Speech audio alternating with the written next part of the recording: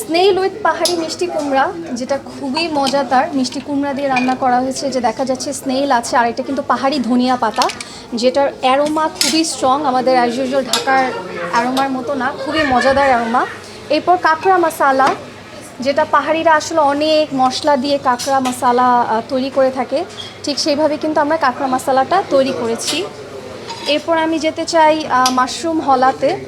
দেখা যাচ্ছে যে কুচি কুচি করে মাশরুম কেটে এটাকে কিন্তু একটু কারি টাইপের করে মেক করা হয়েছে, আর সাথে কিন্তু চিংড়ি আছে, পাহাড়ি স্পেশাল ডাল। দেখা যাচ্ছে এখানে বাঁশের কুচি বাঁশের করল দিয়ে কিন্তু সেদ্ধ করে রান্না করা, বাঁশ দিয়ে রান্না করা, সাথে টমেটো আছে, আবার ধনিয়া পাতা আছে।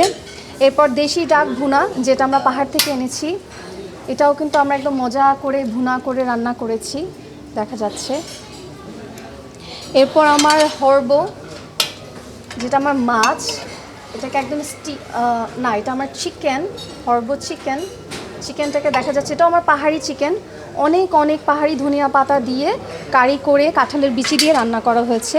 এরপর আমার পাহাড়ি লেটকা খিচুড়ি, যেটা পাহাড়ে গেলে সবাই খায়, মাংস দিয়ে ভর্তা দিয়ে, খুবই মজাদার এটা। এরপর যদি আমি চাই বিন্নি চালের ভাত, যেটা একটু স্টিকি হয়, আর এটা পাহাড়িরা অবশ্যই খায়। আমার আরেকটা আছে পাহাড়ি আতপ চালের ভাত, এই চালগুলোও কিন্তু আমরা পাহাড় থেকে এনেছি, যেটা একদম স্টিকিও না আবার বেশি ঝরঝরাও না, একদম মিডিয়াম একটা আছে। এরপর আমাদের হরেক রকমের ভর্তা আছে, যেটা হলুদ পাতার ভর্তা, বাঁশকরলের ভর্তা, এই যে আমার বাঁশকরলের ভর্তা। এরপর আমার কচু পাতার ভর্তা আছে।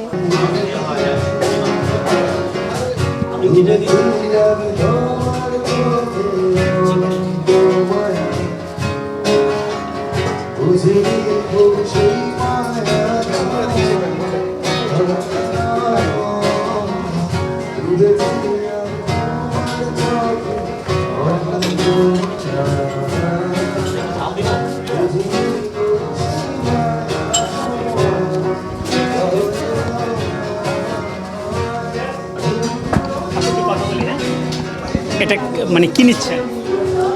হচ্ছে ব্যাম্বো বিরিয়ানি বলে আর কি, ব্যাম্বো চিকেন। আচ্ছা বিরিয়ানি, আচ্ছা বিরিয়ানি। এর আগে কি খাওয়া হয়েছিল? না, এর আগে খাওয়া হয়নি। আসলে পাহাড় তো আমাদের কাছ থেকে বিচ্ছিন্ন কিছু নয়, খুবই নিকটতম প্রতিবেশী।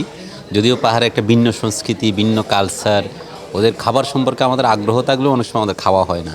একে তো দূরত্বের কারণে, অনেক সময় একটা কমিউনিকেশন গ্যাপের কারণে এটা আসলে হয় না। তো তারা আজকে এই সুযোগটা করে দিয়েছে হলিডে, এজন্য আমি তাদেরকে ধন্যবাদ জানাচ্ছি। পুরো পরিবার নিয়ে আমরা এসেছি এই পাহাড়ের এই আনন্দটা উপভোগ করার জন্য। আমাদের এই পাহাড়ি ফুড ফেস্টিভ্যাল শুরু হয়েছে 19 অগস্ট থেকে এবং চলবে 31 অগস্ট পর্যন্ত।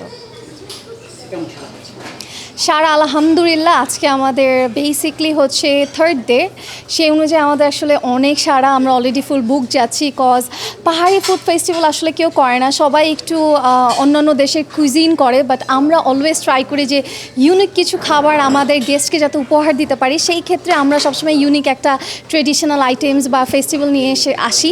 তো এবারও ব্যতিক্রম নয়, এবারও আমরা পাহাড়ি ফুড ফেস্টিভ্যাল নিয়ে এসেছি আমাদের বাংলাদেশের গেস্টদের কথা চিন্তা করে, যাতে তারা ঢাকার এই ক্যাওয়েসের মধ্যেও একটা পাহাড়ি স্বাদ পায়।